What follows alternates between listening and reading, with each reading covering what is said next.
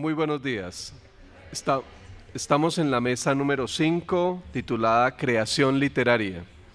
Tenemos en la participación de 3 magísteres que nos van a presentar sus ponencias, sus trabajos investigativos. Esperamos que en el auditorio tengamos las siguientes pautas. 20 minutos va a tener cada uno de los expositores seguido, y luego cada uno de nosotros podrá realizar unas preguntas si lo considera necesario. Entonces procedemos. Antes de dar inicio también a este momento, les pedimos que los celulares los pongan en modo silencio o en modo vibración, de modo que no intervengan en el desarrollo de la presentación de las comunicaciones. En primer lugar, tenemos al magíster Efraín José Londoño Tamayo con la presentación o la ponencia Mímesis y éfrasis de la aventura misional de Dabeiba 1960, Universidad de Antioquia. En segundo lugar, tenemos al doctor Juan David Martínez con la ponencia Análisis Lingüístico Asistido por Computador del Texto, Autobiografía o Historia de las Misericordias de Dios en un Alma, de la Pontificia Universidad Bolivariana. Y por último tenemos al magíster Juan Julián Alzate con secuencias discursivas en la autobiografía, también de la Universidad de Antioquia. Damos inicio entonces con nuestra primera ponencia, la del magíster Efraín José Londoño Tamayo.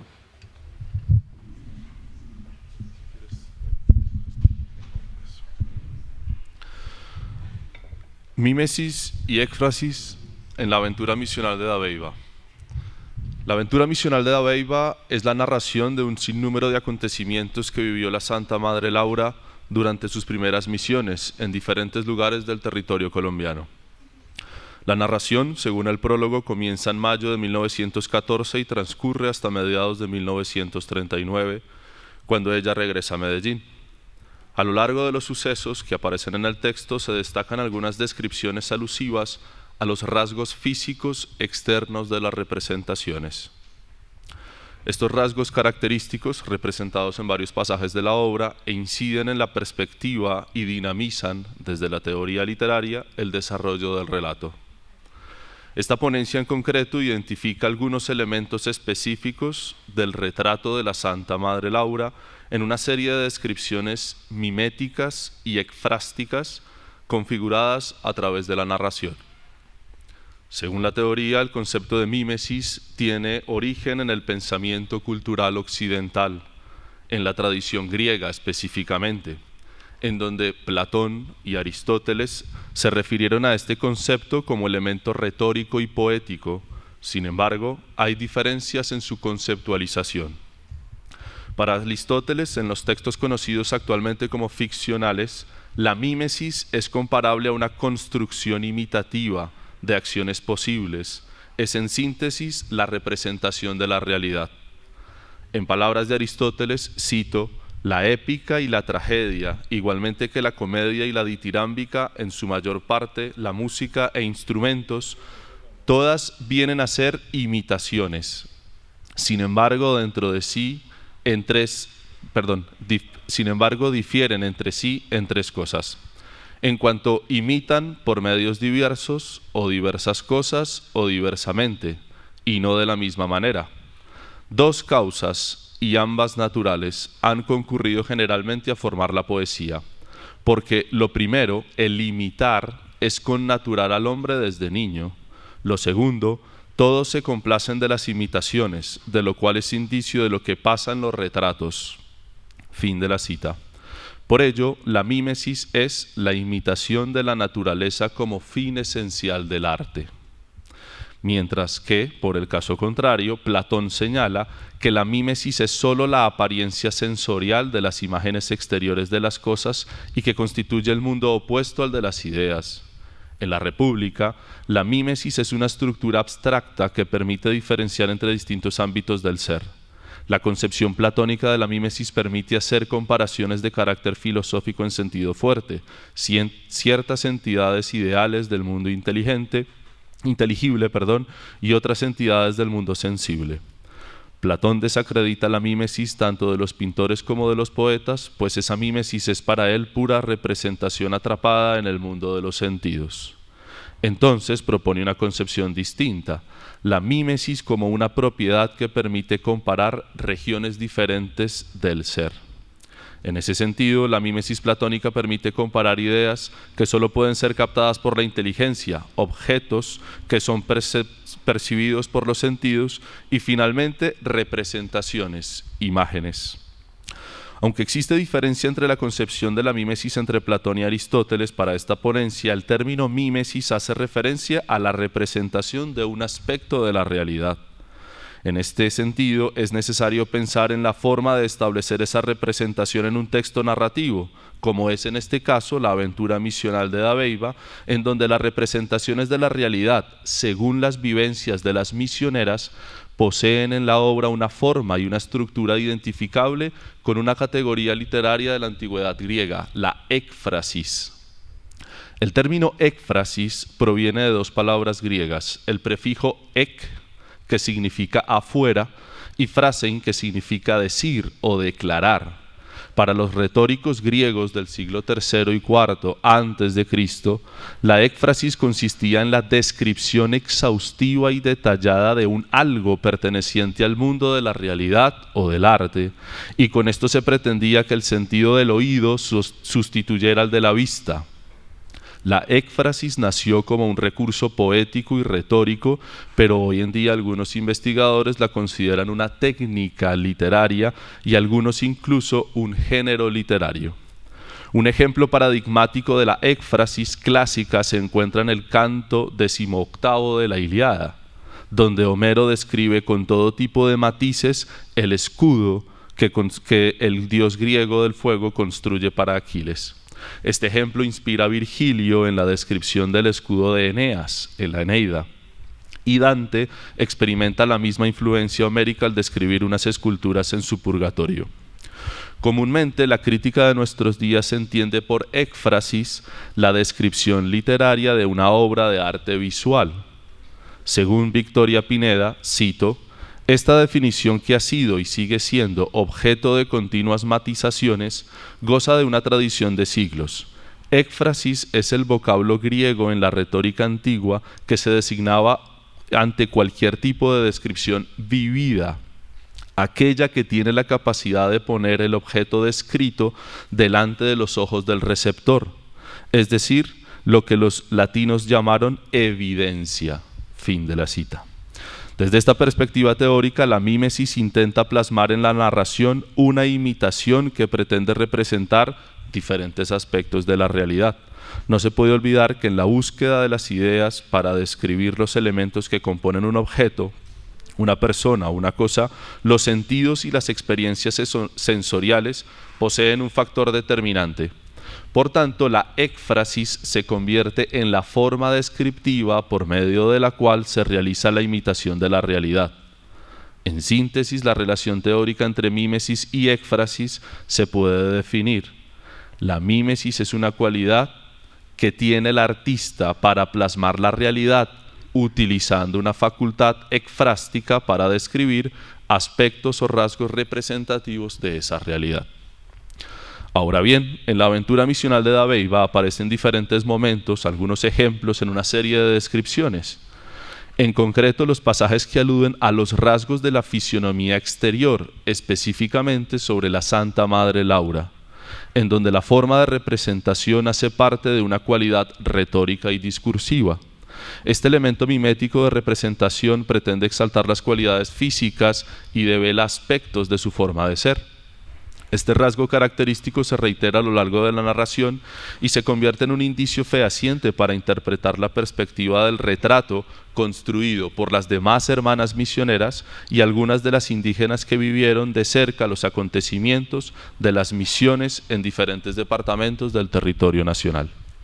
En la obra aparece el siguiente texto, cito, «Por la mañana declaró el peón que tendría que seguir abriendo trocha, por un terreno inclinadísimo y tan fangoso que no respondía por la vida de sus recomendados.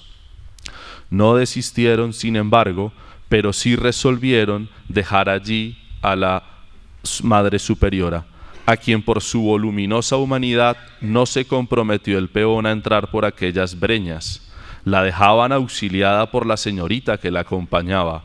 Los demás decidieron seguir adelante, por lo menos hasta donde fuera posible. Fin de la cita. A lo largo de los viajes por diferentes lugares de Antioquia, las hermanas misioneras debieron sortear en gran medida las inclemencias de la selva. En este caso, la narración destaca que debido a la voluminosa humanidad de la Madre Laura, resolvieron dejarla en un hogar acompañada por otra hermana. En este sentido, la mímesis representa un aspecto de la realidad significativo con respecto a la figura externa. De esta forma se convierte el relato en una evidencia como acontecimiento y se reafirma con el testimonio del peón, que sigue adelante en la búsqueda por encontrar el camino para recorrer la trocha sin poner en peligro a las hermanas, cerciorándose que especialmente la Santa Madre Laura pudiera continuar avanzando solo cuando las condiciones lo permitieran. En otro pasaje se lee lo siguiente, cito: ellas, bien cabalgadas, partieron aquella legua de camino. Fue algo como una pesadilla, porque habían de pasar pantanos que en el invierno se convertían en caños navegables y que solo estaban secándose, por lo cual se atollaban las bestias, de tal manera que se veían obligadas a dar saltos y botes terribles. La hermana, tan poco pesada, pasó sin dar mucho que hacer, pero la superiora, Dios mío, cuando llegaron a la finca les dijo la superiora con mucha gracia: si no hay otra manera de salir sino por estos fangales, no hay otro remedio que hacer aquí mansión permanente. La tranquilizaron estos buenos señores antioqueños. Fin de la cita. Ante la descripción del recorrido, las hermanas avanzan por donde pueden y en la representación de esos lugares por donde intentaban aproximarse a los lugares de misión, se destacan las peripecias que tuvieron que hacer para conseguir llegar a cada sitio. Sin embargo, en el pasaje la éfrasis se configura por medio de las palabras que exaltan los rasgos del retrato de la Santa Madre Laura. Con respecto a ella, la descripción transforma el acontecimiento vivido en una evidencia característica, su simpatía para reconocer que sin tener las mejores condiciones para ir de un lugar a otro, prefería detenerse en algún lugar con el fin de asegurar su misión y no ponerse en riesgo. Cuando en la obra se alude a las palabras de la Santa Madre Laura, se pretende enfatizar en los hechos concretos que sucedieron en las aventuras durante los viajes por el territorio colombiano. En ese mismo sentido, cuando encuentra un lugar en la selva y están realizando la evangelización con un grupo de indígenas, se lee lo siguiente, cito: hubo un momento en que las hermanas tuvieron un poco de susto. Estaba ya entrada la noche. La superiora acostada bajo un toldillo colocado en el suelo y cerca a las hermanas, a las hamacas de las mujeres. Cuando una de las indias más jóvenes levantó el toldillo y cogiéndole con precipitación los brazos, llamó con mucho entusiasmo a las demás indias y les mostraba los brazos de la superiora, admirando lo voluminoso de ellos. Todos se reían estrepitosamente, pero las hermanas pensaron que era ya la hora de darse los indios el gusto de comer carne humana a expensas de la superiora, y se mostraron angustiadas. El susto de las hermanas no pasó desapercibido por las indias, quienes continuaron haciendo ademán de comérsela para verlas afligidas.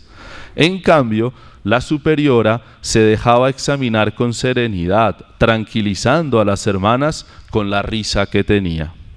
La Santa Madre Laura, desde la perspectiva de la India, posee aspectos significativos en la representación, aludiendo a la realidad de las circunstancias de la misión. La indígena juega con los brazos de la Santa Madre y señala la posibilidad de alimentarse con ella. Por tanto, esto podría atribuirse al significado que asusta a las hermanas que son testigos fehacientes de la escena. Sin embargo, la representación cambia en la medida en que su realidad más cercana y personal se convierte en un juego de imitación. La Santa Madre Laura se ríe de las ocurrencias de la indígena y establece un acercamiento hacia ella. Es una apuesta por las representaciones en donde los rasgos físicos externos pueden contribuir al establecimiento de un diálogo entretenido para conocer a fondo la concepción del pensamiento indígena. La mímesis en la cotidianidad de la misión se destaca aún más evidente a través de la figura central y desenvuelta de la Santa Madre Laura, para controlar la situación e incluso hacerse entretenida y deleitar a las indígenas con sus ocurrencias. Ahora bien, más adelante en la aventura misional de Dabeiba, las descripciones continúan aportando ideas para comprender las circunstancias de la realidad que vivió la Santa Madre Laura. En ese sentido, aparecen una serie de adversidades, padecimientos, sufrimientos que transforman la representación y exaltan el carácter de una mujer valiente. Esta breve narración denota un aspecto ekfrástico en la descripción, donde lo vivido se convierte en el eje central de la experiencia y algunos de los obstáculos representan las evidencias de sus cualidades personales. Cito: «Solo una dificultad se le presentó, derivada de su peso, porque al acostarse en su catre del camarote se rasgó de largo a largo la lona, y no le quedó otro camino que el de hacer su lecho en el pavimento del camarote, que más parecía una parrilla ardiente que un pavimento. A tal punto era caliente que cuando en Puerto Berrío lo desocupó, la tabla baja de su baúl estaba quemada. Solo entonces supo que ese camarote estaba colocado sobre el fogón del barco, que ardía toda la noche. Este exceso de calor le produjo lo que en las tierras calientes llaman brasas, y que consiste en llenarse el cuerpo de ampollas rojas, quemaduras en las que pronto revienta la piel y supura ardorosamente». Fin de la cita. Los sufrimientos y dolores parecen no tener un alivio, e incluso padece aún sin buscar las adversidades exteriores. Sus viajes representaban un dolor sobrehumano, pero los superaba cuando pensaba en su misión, desenvolviéndose en medio de la travesía por el río Magdalena, no solo por las descripciones sobre las dimensiones de su cuerpo, también sus mareos eran constantes. Sin embargo, no hay en ella ninguna queja, ninguna palabra entre lo que ocurre y el relato expresa con detalle cada situación. Estos rasgos de imitación de la realidad y la forma estructural de la narración son evidencias contundentes de la fortaleza humana que poseía la Santa Madre Laura. En este orden de ideas, la mímesis que representa la realidad vivida contiene una cualidad en la forma de retratar las imágenes que sugieren la escena dentro de la obra, donde la Santa Madre Laura se destaca. Este recurso literario tiene antecedentes desde la antigüedad griega y desencadena una característica importante para representar la realidad. En las narraciones, estas categorías literarias alcanzan un fin verosímil. Esto procede de la éfrasis como forma de alusión a los rasgos más importantes de la descripción mimética de la realidad en las experiencias vividas en cada una de las misiones. Como conclusión, en diferentes pasajes descriptivos dentro de la obra, los detalles miméticos y ekfrásticos establecen una serie de relaciones entre realidad y representación, que denotan verosimilitud en el relato. De esta forma, la mímesis y la éfrasis aportan elementos en la estructura del relato y son evidencias retóricas discursivas como parte de la composición de la obra. Estos elementos permiten profundizar, según la teoría literaria contemporánea, en la composición externa y se convierten en aspectos representativos para conocer verosimilmente algunos de los rasgos más importantes de la realidad que vivió la Santa Madre Laura en la obra Aventura Misional de Dabeiba. Sin duda se destacan en el retrato las cualidades personales y descubren la forma de representar, a través de la retórica y la poética, las experiencias en el recorrido por diferentes lugares del territorio nacional. Muchas gracias.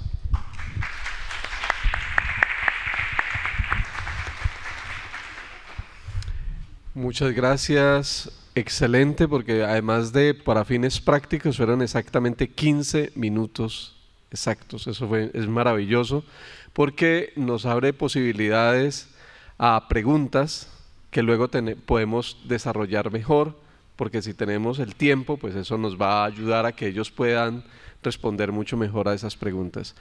Vamos con la segunda exposición, que es del doctor Juan David Martínez, de la Universidad Pontificia Bolivariana.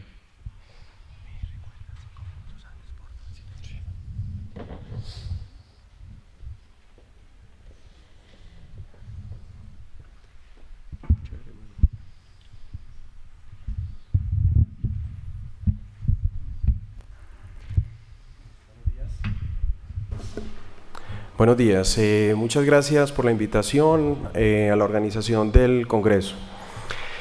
Mi presentación versa un poco diferente en relación con las temáticas que se han llevado a cabo. La presentación gira en torno sobre todo a una técnica y una metodología para hacer análisis de textos lingüísticos y multimodales. Esta es una pequeña muestra a través de uno de los software que están libres en la web. Entonces, para esto he tomado la autobiografía de la Santa Madre Laura, o Historia de las Misericordias de Dios en el Alma. Tenemos una presentación con el siguiente orden del día: problema, objetivos, marco metodológico y unos cortos análisis.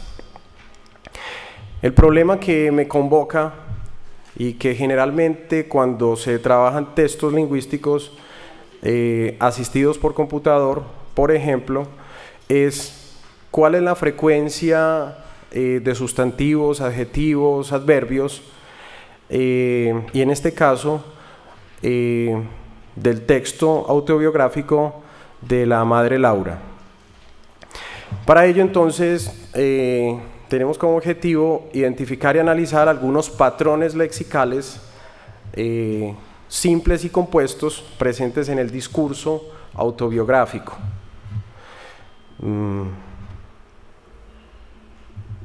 Aquí hay una...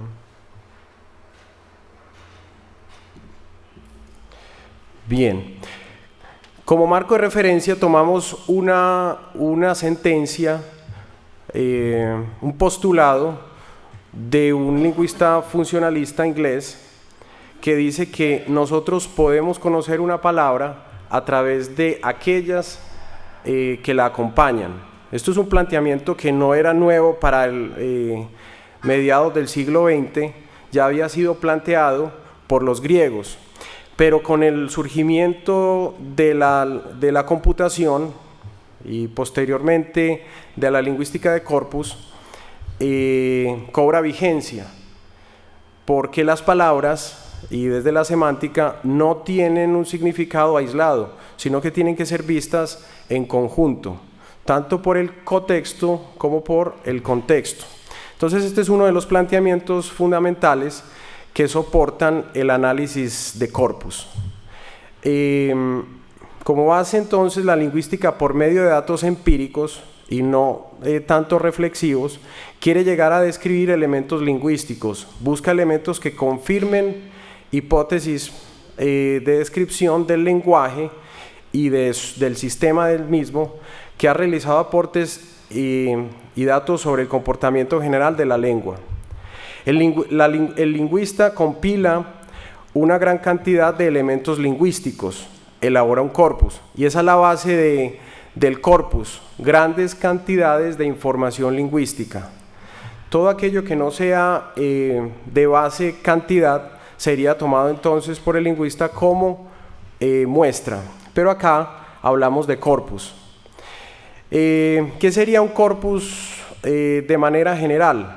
Para el analista de morfología es un conjunto de palabras, gran conjunto de palabras derivadas de una lengua. Para el que hace análisis sintáctico sería un conjunto variado de frases de esa lengua.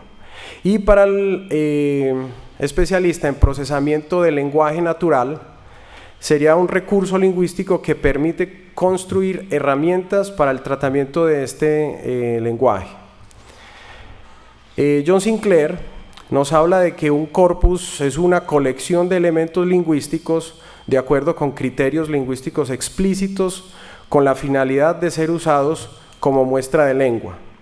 Entonces, para esta presentación y para las investigaciones que se hacen con lingüística de corpus, se debe considerar grandes cantidades de información, en este caso palabras, y tomamos como ejemplo solo un texto de la Madre Laura, el texto autobiográfico. Por supuesto, sería ideal hacer un rastreo de información a partir de todos sus textos y también de textos que se han publicado a partir de lo que ella escribió.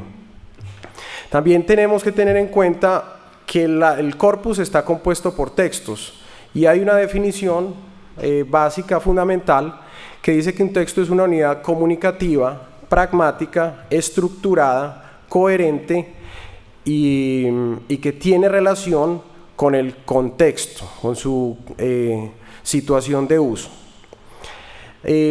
Fundamentos epistemológicos de la lingüística de corpus. Fundamentalmente se basa en datos y análisis, y que los análisis son independientes. Todo lo que se toma para observarse parte de una hipótesis. Muchas veces lo que se observa parte de planteamientos que el analista considera que existen, pero por otro lado, muchas veces el analista deja que el corpus hable, entonces no parte de hipótesis. Esas serían las dos formas de acercarse fundamentales al corpus. Y otro fundamento lingüístico es que los eventos repetitivos son significativos o relevantes. Si las expresiones lingüísticas tienen una recurrencia, esto ya va siendo relevante, debe tomarse como importante y prestarle atención y pasar a hacer un análisis de los mismos elementos. Entonces, como se observa de lo que ya he expuesto, nuestro paradigma es positivista, es decir, partimos de la observación, nuestro análisis en este momento es cualitativo y solamente fue exploratorio. Tomamos como corpus, como les mencioné, la autobiografía de la Madre Laura y una herramienta computacional conocida como Ancong, que ya veremos. Nuestra mirada entonces para el corpus, para este texto, es ascendente-descendente, es decir, parto de los datos, pero también me planteo unas hipótesis, probablemente de ideas o experiencias que haya vivido la madre y que me llevan a preguntarme por lo que ella pudo haber escrito al respecto.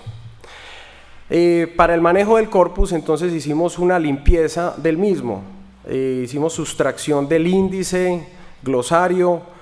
Todas las páginas tenían la indicación del capítulo al que se refería, entonces para evitar la repetición de estas expresiones se sustraen. Hay un encabezado entonces en cada página y se retiran también apuntes genealógicos.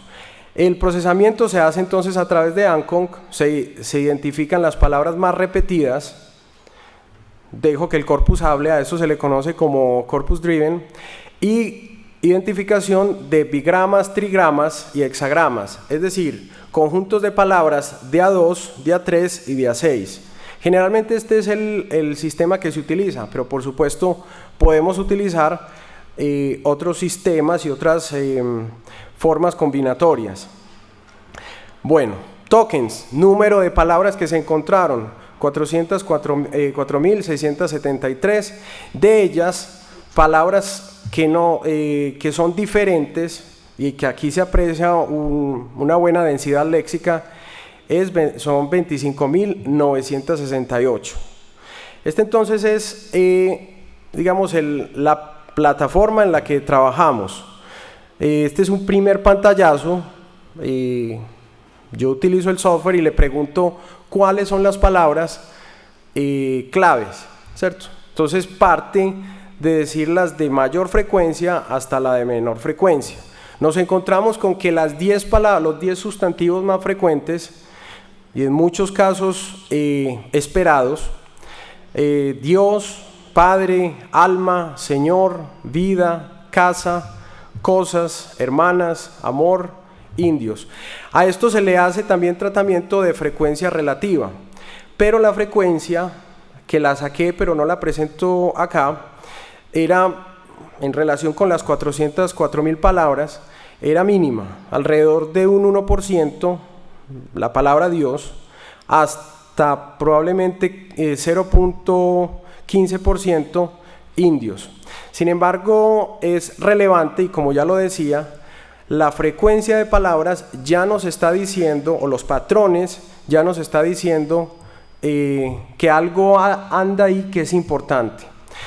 Dentro de los adjetivos encontramos mayor, santa, buena, pobres, santo, grande, imposible, infieles, carmelita, especial. De esto no tomamos en cuenta adjetivos posesivos, bueno, otras categorías de adjetivos, nos quedamos fundamentalmente con los descriptivos. También unos de estos eran más o menos esperados, de acuerdo pues al discurso que la madre Laura construyó. Verbos frecuentes con sus tiempos, es, era, había, hay buena cantidad de tiempos compuestos, dijo, mucha referencia a otros textos externos a ella, diálogos de otros, tenía, estaba, dije y hubiera. Bien, dentro de los patrones bigramas, o sea, combinaciones de dos palabras, nos encontramos con que aparece de Dios, mi alma, a Dios, las hermanas, la casa, Dios mío, que Dios, el Padre, los indios. Trigramas, haciéndole también la pregunta al software, dice de mi alma, en mi alma, de Dios y a las hermanas. Fíjense que está frecuente la referencia, o es frecuente la referencia, por ejemplo, a la comunidad, de la casa, de los indios, de la congregación, en la casa y de la vida y a la casa. Y los hexagramas, que van siendo patrones, por supuesto por su extensión, más difíciles de encontrar en cantidad, porque a mayor cantidad de palabras o expresiones compuestas, pues va a ser más difícil que este patrón se repita. Sin embargo, es interesante, y ya lo mencionaba, que un patrón de hexagrama como Hermanas María del Sagrado Corazón se repita este número de veces. Y hay una referencia especial también, por supuesto, después de las 10 patrones de frecuencia, también se hace relación o referencia a las horas del día, a las 3 de la mañana. Eso sería interesante observarlo luego, a qué se refiere o a qué apunta con la mención de las horas del día, que esa es una de las preguntas que el lingüista y el analista podría hacerse. La hora de los indios, les dije a las hermanas que a altas horas de la noche, a la iglesia y le dije, etc. Entonces, estos serían los hexagramas más frecuentes. Algunas concordancias. La concordancia es la concurrencia de una palabra con 2, 3 o 4, probablemente más, pero se trabaja hasta una extensión de 5, la concurrencia de una palabra con dos palabras, 3, 4 anteriores o posteriores. Esto me lleva a otro tipo de lectura. Me di a la tarea rápida de buscar cuántas veces aparecía mi alma, porque es bastante frecuente, y nos encontramos que esta es la distribución que tiene en todo el corpus, o sea, prácticamente en todo el corpus, y no concentrado en algunas partes, sino repartido en todo él. La referencia a mi alma es bastante frecuente, ¿cierto? Es bastante alta. Otra palabra que yo quise buscar, porque aparecía dentro de las palabras más repetidas, era perdón. Y a sí le hice un corto análisis para mostrar qué es lo que se desprende de esta técnica y de estas herramientas.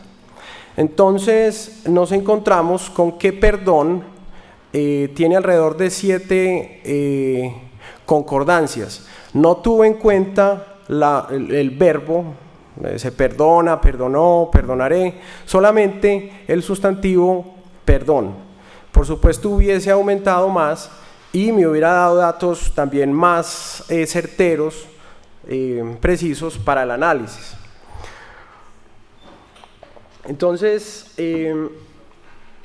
aquí subrayo algunas expresiones que acompañan, que salen en concordancia con la palabra perdón. En el primer caso aparece generosa, se perdona las injurias, mandé pedir. Algunos verbos que están presentes con la palabra perdón sería pedir, conseguir, obtener conseguir, de repente aparece otro diferente, y otros sustantivos o adjetivos como de Dios, desgraciadas, dulcifica, olvido frecuente, etc.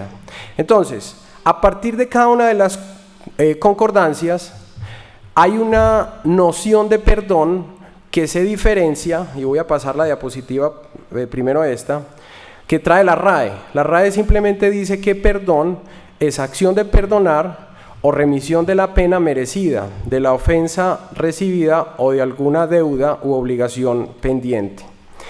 Entonces, vemos que es una definición muy escueta, muy simple, pero que va a estar enriquecida con lo que para Madre Laura era perdón. Y en muchos casos se hace referencia a que la Madre Laura es la que concede el perdón. En otros casos es que la Madre Laura recibe el perdón. Y finalmente la noción de que Dios concede el perdón. Leo solamente 3 que nos van a servir como ejemplo, y al final doy ya el consolidado de lo que sería perdón para Madre Laura. Por ejemplo, el perdón se pide a Dios por una mala acción, burlarse de los oficios religiosos. El perdón lo concede Dios a través de un sacerdote, asuntos que no están pues en la noción de la Real Academia. O por ejemplo, el Señor concede el perdón y Laura Montoya está segura de que Él no le faltará con su perdón. Se da a alguien que es culpable. Y finalmente, uno que es un perdón que es dado por Madre Laura sería: se logra con el arrepentimiento, se otorga, en este caso por alguien. Entonces, en resumen, ¿cuáles serían? Hago lectura de esto porque es la síntesis de lo que en principio sería para Madre Laura perdón. El perdón es algo que se pide con humildad a Dios o a alguien, que otorga Dios, en palabras de ella, que otorga Dios, el Señor o alguien a través de un sacerdote por generosidad de aquel. Dios es generoso. Es una acción divina y humana, no solamente el perdón lo concede Dios, que no es totalmente autónoma, sino que depende de Dios o alguien que lo conceda. Se logra a través de penitencia y la acción de Dios. Se pide y otorga para borrar los pecados, entre ellos la injuria, que aparece varias veces acompañando a perdón. Incluso hay una escena cuando la Madre Laura es aconsejada por su mamá de que hay que perdonar al asesino de su padre y perdonar toda injuria. El perdón es tan bello como la misericordia o la sabiduría. Referencias bonitas de parte de ella a esto. Y el perdón se enseña y se aprende y debe buscarse en silencio o soledad, con frecuencia para alcanzar la felicidad. Para Laura Montoya es algo fácil, en un fragmento lo dice, pues lo aprendió de niña por parte de su madre. El perdón se concede hasta a aquellos que lo han hecho lo peor, como asesinar a su padre. Y finalmente, predomina conseguir el perdón, este verbo acompañado de perdón, de alguien o de Dios, y el perdón que Laura otorga. Esas son las dos categorías. Laura Montoya otorga el perdón en varias ocasiones, pero también Dios concede el perdón. Como vemos, enriquece, esta forma de análisis enriquece las definiciones que probablemente por partir de diccionarios generales no van a tener, pero además nos muestra facetas interesantes, importantes del personaje, de la persona o del texto que se analiza. En este caso, Madre Laura.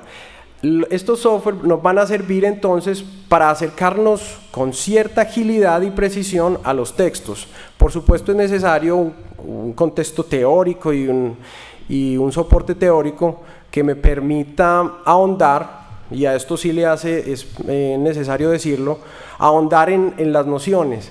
Pero fíjense que estas herramientas, como en este caso este software, nos agilizan el trabajo y nos llevan a análisis probablemente más certeros. Muchas gracias.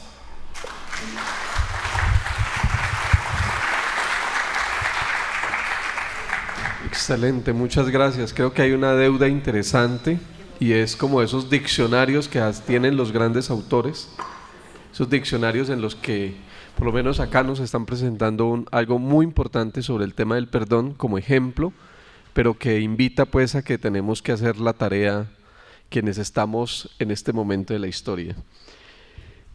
Seguimos con nuestro tercer y último ponente, que es Juan Julián Alzate, de la Universidad de Antioquia. Gracias, buenos días para todos.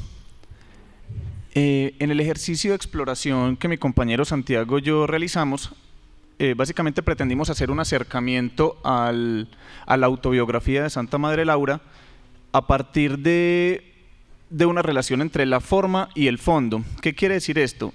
En cierta medida, quien lee un texto, pues busca indagar qué dijo el autor en ese texto. Ahora bien, eso que dijo el autor, eso que podemos identificar como el tema de su discurso, no está aislado de la forma, es decir, yo no puedo pensar en qué dijo alguien sin pensar en cómo lo dijo. En ese sentido, este ejercicio busca un poco indagar la forma, la estructura del texto, intentando jugar con esos dos conceptos de la forma y el fondo. Como aclara la propia Santa Madre Laura, la escritura de su autobiografía no estuvo motivada por sus propios anhelos literarios o divulgativos, sino por cumplir un encargo del padre Ledusal, su guía espiritual, quien, según ella misma documenta en autobiografía, le encomendó la tarea de registrar de manera escrita su vivencia espiritual.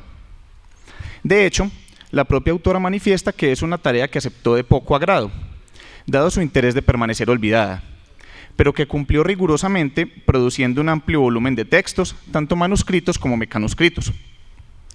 Así, realizó durante buena parte de su vida un constante y cotidiano trabajo de escritura, produciendo textos en diversas formas: cartas, relatos, disertaciones teológicas, entre otros.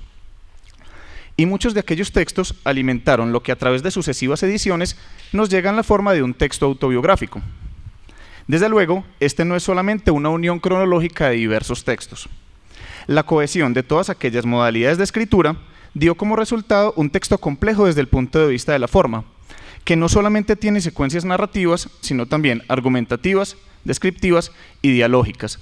Sobre eso deseo detenerme en un punto en particular, y es lo siguiente. Un lector genera expectativas acerca del texto que aborda. Cuando usted abre un libro, usted tiene ciertas expectativas y una de ellas tiene que ver con el género al cual pertenece. Cuando uno aborda un libro titulado autobiografía, espera que efectivamente lo que va a encontrar es una narración, es una historia, que viene esto en la forma de un género narrativo. Lo interesante, lo que espero poder plasmar aquí en el ejercicio es que en este texto que nos llega a nosotros bajo la forma de autobiografía, no solamente existen narraciones, existen otras estructuras que, como veremos, provienen de las mismas condiciones de origen.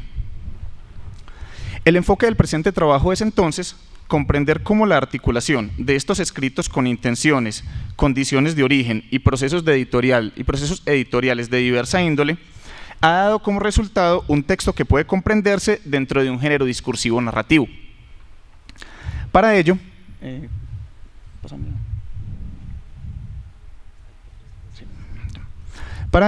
procederemos entendiendo al texto como parte de un evento comunicativo del que hacen parte, entre otros elementos, un emisor, un mensaje y un receptor. Exploraremos entonces cada uno de estos tres elementos. En la dimensión del autor se analizará el concepto de intencionalidad y algunas de las consecuencias del proceso de transmisión textual. En la dimensión del mensaje abordaremos las estructuras del texto a partir del concepto de secuencia discursiva propuesto por Adam y complementado por Calcimiglia y Toussaint, con la idea de modos de organización discursiva. Finalmente, estimaremos cómo el rol del lector complementa el evento comunicativo, tanto los lectores reales como aquellos destinatarios que la madre Laura imaginó que tendrían sus escritos. En el primero de los puntos en los que quiero detenerme, en el momento del emisor del proceso comunicativo, hablaré entonces, madre Laura, el único emisor de su mensaje. En este primer segmento de análisis nos guían dos preguntas. Primero, ¿puede determinarse la intención del autor en un texto como autobiografía? Y segundo, ¿quiénes actúan como emisores del mensaje en autobiografía? Acerca del primer interrogante, requerimos tener en cuenta que el concepto de intención del autor ha sido ampliamente discutido en la tradición de la hermenéutica, y muchos autores han atacado la posibilidad o utilidad de indagar por la intención de quien escribió un texto. Valgan Derrida y Foucault como los más icónicos defensores de la idea de que una vez se publica un texto, el autor ha muerto. En líneas generales, los partidarios de esta idea sostienen, con algunas diferencias entre sí, que todo lo que se requiere para comprender un texto está en el texto mismo, siendo innecesario buscar algo del sentido por fuera de él.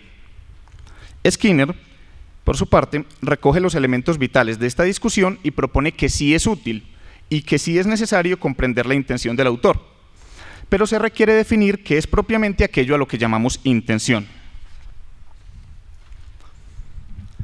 Desde este punto de vista, ¿qué no sería la intención del autor? No son los motivos, no son los estados anímicos al momento de escribir, ni ninguna otra idea parecida que no sea observable. ¿Qué podríamos considerar entonces como intención del autor? Aquello que justamente el escritor está haciendo con su texto. Para comprender esto, es importante el concepto de acto de habla ilocutivo, que se refiere a aquello que realiza todo hablante con aquello que dice. Así, todo texto, en tanto mensaje, no solamente obtiene su significado de la suma del significado de sus enunciados, sino que también hace algo: felicitar, exhortar, narrar, exponer, describir. Por tanto, no debe buscarse por fuera del texto, sino que es un elemento constitutivo de este. Volvamos entonces a autobiografía. La complejidad que este texto ofrece es que, dada la diversa naturaleza de textos que lo componen, supone un reto asumir que en todos ellos se realiza un acto de habla ilocutivo similar. Es decir, que en todos aquellos es posible identificar una intención similar. Como suponemos, no hace lo mismo quien escribe una carta, una circular, quien defiende una postura de carácter teológico o quien relata sus vivencias en uno de sus viajes. Como se dijo anteriormente, la intencionalidad no es algo que puede identificarse como algo exterior al texto. Por tanto, sin examinarlo sería imposible emitir una conclusión al respecto, lo cual procuraremos en el segmento en el que se abordan las secuencias discursivas. No obstante, queda algo importante por abordar acerca de la figura del emisor, a partir de la segunda pregunta que planteamos. ¿Quiénes actúan como emisores en autobiografía? Dicho de manera más directa, ¿actúan los editores del texto como emisores? Claramente, quien participa en un proceso editorial no debe considerarse a sí mismo como autor del texto. Sin embargo, es indispensable considerar que en las distintas ediciones, al aplicar distintas operaciones de selección, organización, corrección, adición y omisión, intervienen sobre aquello que podamos considerar el acto ilocutivo del texto. Como se verá, en autobiografía emerge un acto ilocutivo narrativo a partir de la amalgama específica de los textos que lo componen.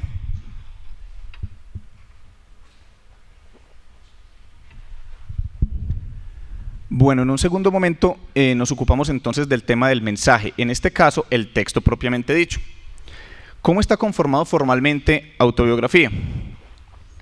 Pese a que desde la formación escolar temprana está presente la idea de tipos de texto y a que con frecuencia los lectores están en capacidad de diferenciar una novela de una columna de opinión, a nivel académico la cuestión no está tan zanjada como podría creerse. Situemos, de entrada, que un debate similar al que mencionamos acerca de la intención del autor ocurre alrededor del concepto de género discursivo. Es decir, es materia de debate la clasificación de los textos de acuerdo con su tipología. Van Dijk, uno de los precursores del análisis del discurso, sostiene al respecto que un proyecto de tipología textual requiere que se tenga en cuenta no solamente la forma del texto, sino su función como mensaje, en la misma línea de lo propuesto por Austin como actos de habla. Es decir, que para clasificar un texto como perteneciente a un género u otro, sería necesario comprender qué acto de habla realiza el autor con su texto. Marín sugiere la existencia de 4 tipos de texto: descriptivo, narrativo, conversacional y argumentativo.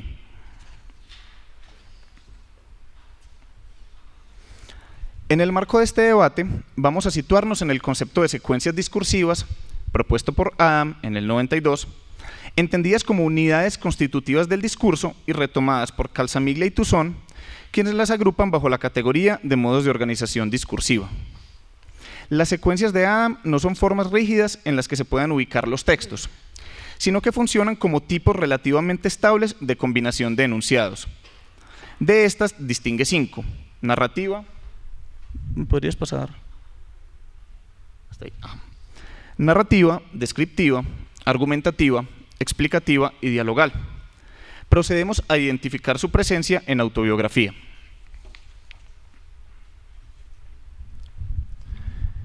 Bueno, en un primer momento me ocuparé entonces de las secuencias narrativas que se encuentran en el texto de autobiografía. Laura Montoya presenta en su texto una relación de eventos que comprenden desde su niñez hasta su vejez, pasando por aquellos de su juventud, su desempeño como maestra, la conformación del grupo con el que emprende la misión de establecerse en Dabeiba para dar a conocer la idea de Dios, entre otros. Podemos afirmar que en el espíritu de una autobiografía, la narración es la secuencia predominante, su razón de ser. La madre de Laura Montoya hace, en un sentido amplio, una narración amplia, un macroacto de habla narrativo en el cual se vinculan y se integran los demás tipos de secuencia. Su presencia es quizás la que se evidencia con mayor facilidad en el texto. Dejando esto sentado, es importante señalar que en autobiografía también aparecen, dentro de la superestructura narrativa, secuencias narrativas que podríamos nombrar como menores. Sobre este punto quiero detenerme en algo. Como mencionamos anteriormente, quien lee un texto titulado como autobiografía espera encontrar en él una narración, o digamos que todo en conjunto sea una narración, y posiblemente tenga razón. Lo interesante sobre este punto del análisis tiene que ver con que en el texto de autobiografía, además de aquella historia, digamos, extensa, que nos cuenta la madre acerca de su vida, ella nos cuenta historias un poco más pequeñas, que si uno las aislara, las podría retomar como cuentos. Se podrían entender como historias cortas cerradas en sí misma. Entonces, acerca de esto, pues, ofreceremos algunos ejemplos. Un pasaje en el que la madre Laura cuenta cómo el diablo aparece para intimidar a una de las niñas que está a su cargo en el dormitorio del colegio. Entonces cito a la madre: la noche del día en que se había confesado, a altas horas de la noche, llegó a mi cama demacrada, con los ojos espantados y llenos de horror. Poniéndome ambas manos sobre el pecho y sin darme tiempo para incorporarme, me dijo: señorita, defiéndame del demonio que viene sobre mí. Posteriormente, la madre se incluye a sí misma como personaje del relato. Yo pude verla porque se dormía con luz. Me incorporé y no vi nada, pero sí dije con toda la autoridad del caso: ¿qué tienes que ver, enemigo infernal, con la que ya es de Dios? En nombre del mismo Dios, retírate muy lejos de acá. Finalmente, incluye una imagen de cierre de la historia. Cito: observé además que ninguna otra rama del jardín ni de la calle se movía en el momento en el que se retorciera la ceiba, formando como remolino con la copa. Vemos en este pasaje la presencia de las características que Adam identifica en una secuencia narrativa. Es decir, hay una temporalidad, hay una unidad temática, hay transformación, hay una unidad de acción y hay causalidad entre los eventos. Así como en el anterior, son identificables en el texto otros relatos en los que pueden ser identificadas estas mismas categorías de la secuencia narrativa. Ahora bien, al igual que en las secuencias narrativas menores, es decir, en estas historias pequeñas que uno puede identificar dentro del texto, el texto mismo en toda su extensión observa estas mismas características: temporalidad, enmarcada en los años comprendidos entre la infancia y la muerte de la madre Laura; unidad temática, identificable como la secuencia coherente de eventos que ilustran la experiencia del personaje; transformación, en los cambios sucesivos, minuciosamente detallados en las características del personaje. En este caso, es necesario entender que al relatar su vida, la madre Laura Montoya se ficcionaliza, en el sentido de que construye un personaje de sí misma, que si bien está basado en sus experiencias vitales, es una construcción literaria. Como personaje del relato, en el texto hay un narrador, en este caso un narrador protagonista, que habla en primera persona y que da cuenta de algunas de sus vivencias y deja de lado otras. Hay una unidad de acción, en tanto todos los eventos están atravesados por la percepción que el personaje tiene acerca de su propia experiencia religiosa, y hay causalidad en la disposición de los eventos, presentada en ocasiones de manera no lineal. Como se aprecia entonces, es importante distinguir entre aquello que podamos llamar como la secuencia narrativa mayor, es decir, el texto en su totalidad, y aquellas historias pequeñas que podamos considerar secuencias narrativas menores.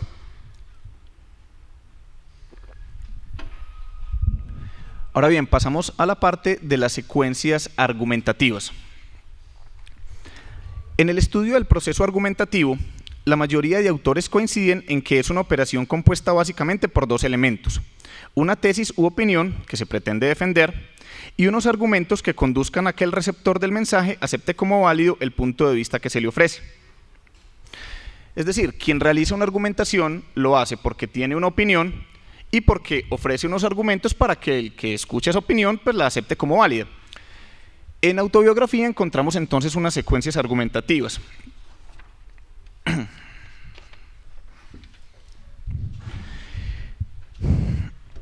Quiero mencionar este ejemplo en particular.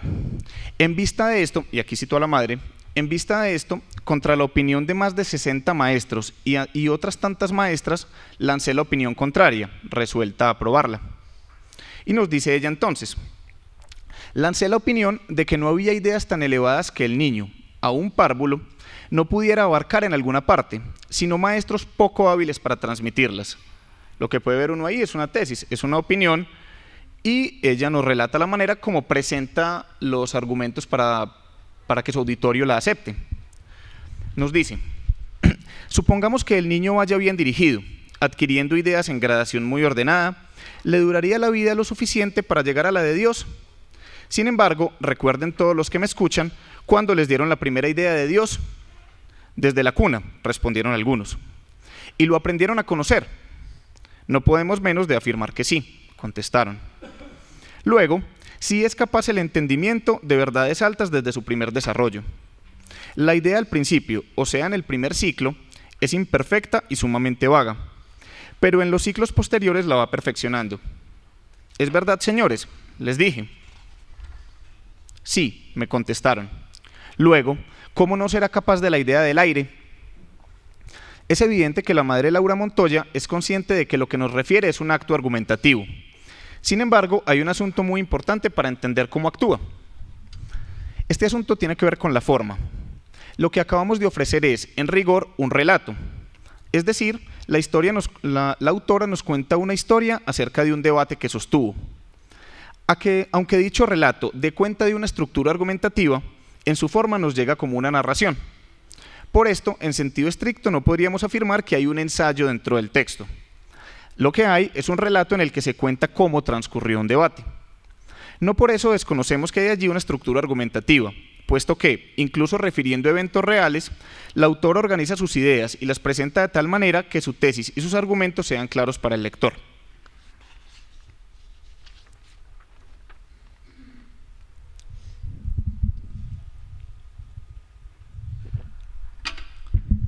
Paso entonces a identificar la presencia de las secuencias descriptivas.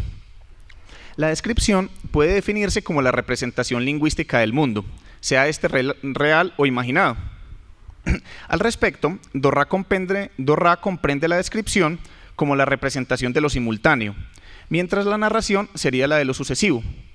En otras palabras, mientras una narración nos habla del tiempo, una descripción nos habla del espacio. Quiero entonces ubicar aquellos pasajes en los que la Madre Laura nos presenta descripciones muy profusas, con detalles muy minuciosos, acerca de los escenarios en los que ella habitó. Nos dice por acá: Dabeiba está desolada y enhambrecida porque hace 7 años la arruina una enorme cantidad de langostas indestructibles. El hambre es espantoso. Ustedes no encontrarán nada que comer. El clima es feroz. Nadie paga el atrevimiento de entrar allí con menos que con la vida. Sobre todo ahora está la fiebre perniciosa encarnizada en esa región. Hay más de 40 casos de uramita allá. Las gentes son malas y se previenen para no recibirlas. Las culebras son espantosamente grandes y a nadie le perdonan. Ni siquiera el señor cura puede vivir allí por el hambre. Los indios ya huyen y siempre se han mostrado fieros e irreductibles. Tomaré otro ejemplo. En lo que servía de presbiterio, unas tablas colocadas como en las pesebreras colocan en palos o burros la canoa para comer las bestias, era el altar. A un lado, un santo sin manos que lo llamamos después el Santo Mocho, tan sucio y feo que daba miedo. Al otro lado, una virgen, más o menos igual en fealdad y mugre. Naturalmente, estas tablas vivían desnudas y más semejaban pesebrera que ninguna otra cosa. El techo, lleno de avisperos y sumamente desarmado. Bueno, voy a dar paso entonces a la última de las secuencias que es posible rastrear, que tiene que ver con la presencia de los diálogos.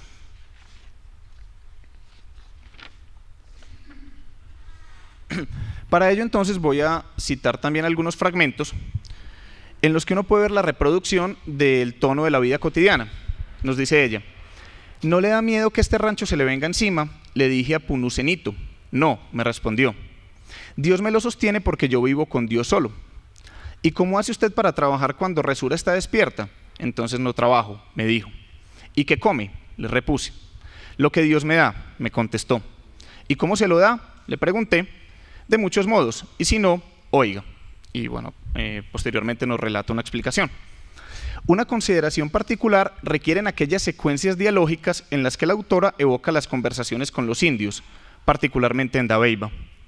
Cito: muy buen cazador usted, mucho venado cogiendo, muy sabroso venado.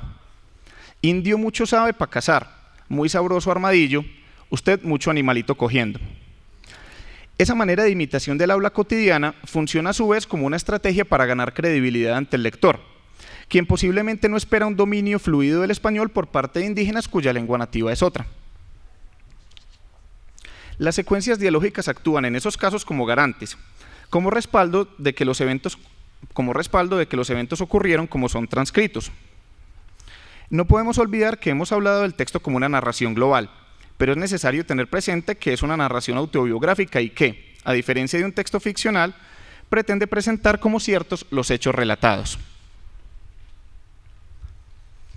Ya para finalizar, quiero detenerme en el último de los aspectos del evento comunicativo, que tiene que ver con el receptor.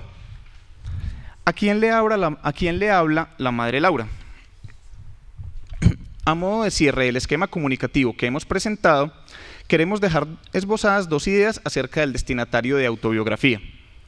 La Madre Laura hace explícito en su relato que, pese a cumplir con la petición del padre Ledusal, su deseo no es ser recordada, lo cual puede sonar contradictorio si uno toma en cuenta tanto el caudal de producción textual como sus esfuerzos por generar un sistema de difusión de aquello que ocurría con las comunidades con las que trabajaba. Esfuerzos que incluyeron el desplazamiento de equipos de imprenta hasta lugares remotos con el fin de generar publicaciones periódicas. En autobiografía podemos distinguir 2 destinatarios explícitos. El primero es el propio padre Ledusal, receptor explícito desde la primera línea del texto, cuando ella comienza diciéndonos reverendo padre. Hace alusiones directas constantemente al padre Ledusal. Pero el segundo destinatario es quizás un poco más enigmático, pero a la vez más potente: Dios. En diversos fragmentos, la autora habla de la imposibilidad del lenguaje para dar cuenta de su experiencia religiosa. En esa impotencia para nombrar lo que percibía como innombrable, le habla a Dios como único receptor en capacidad de entender aquello que trasciende los límites de lo que puede ser nombrado.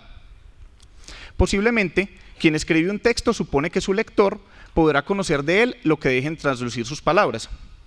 Lo interesante de la figura de Dios como receptor del texto es que ocurre algo distinto. Es un receptor que conoce de ella más de lo que sus palabras comunican. Para finalizar, un tercer receptor que no aparece y que posiblemente la Madre Laura no dimensionó.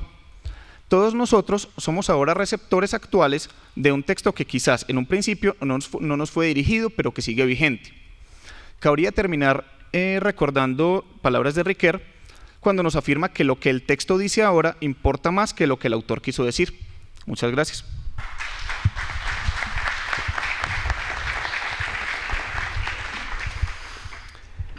Bueno, ha sido una mesa diversa por la especificidad de los temas investigados, a pesar de que estén agrupados en el tema de la creación literaria, que demuestra que la Madre Laura sigue dando de qué hablar y escribir. Eso es lo que producen los grandes hombres y mujeres. Entonces, en este momento vamos a abrir el espacio al auditorio para que pueda plantear sus preguntas, las cuales esperaría que fueran orientadas directamente a quien le corresponden, esto por el carácter específico de las mismas. Así que el proceso es sencillamente levantar la mano, llega al micrófono y por favor plantea la pregunta.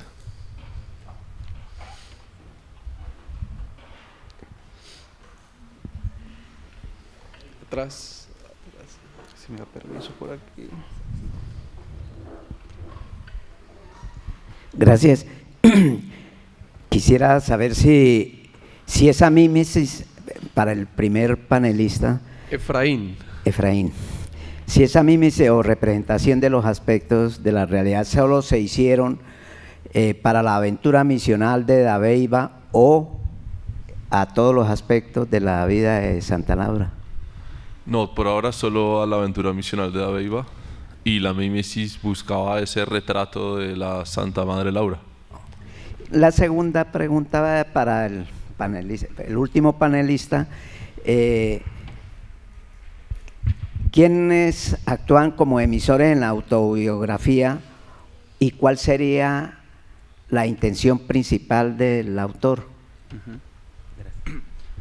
Bueno, un poco lo que el ejercicio intentaba retratar es que, bueno, en este caso en particular, autobiografía es un texto que no fue escrito en un lapso breve, como pueden serlo otros textos. Fue un texto escrito a través de de un periodo muy extenso, y entonces a partir de eso es difícil considerar que una persona escribe siempre con la misma intencionalidad a través de los años.